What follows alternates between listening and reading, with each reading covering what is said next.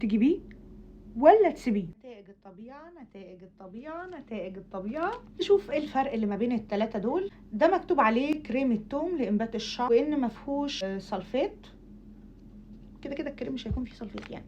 وده مكتوب عليه حل مشاكل الشعر من اول استعمال. ده فيه حنه لتاخير علامات شيب الشعر. طيب بصوا يا جماعه، نفكنا برضو من الكلام المكتوب عليه. ده عرفته من المره اللي فاتت، مش هنقرا الكلام المكتوب ده. هو كريم تصفيف عادي، ده زي ده زي ده. ممكن الفروق تكون حاجه بسيطه جدا. كنت بحس ان اللي بالثوم ده ترطيبه يمكن اعلى شويه من الحنه ده، ولكن حاجه طفيفه يعني، مش فرق كبير حتى بين الاثنين، فتقدر تستخدمي اي نوع منهم.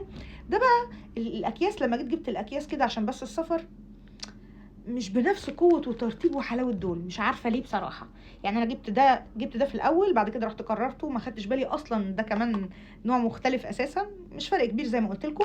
وبعد كده جبت ده، ما حسيتش منه زي ده، مع ان ده اللي مكتوب عليه نتائج فوريه، وفي فيتامين كي وبي واي وسي، بروتينات واحماض. ماشي، خليكم في دول يعني. انتوا لو لقيتوا اللي هم زي كده هاتوهم. بصوا يا جماعه، الناس اللي عايزه حاجه حجم كبير وسعره اقتصادي، يا رب ما يكون غالي يعني. لما جبته كان في حدود 60 جنيه حاجه كده.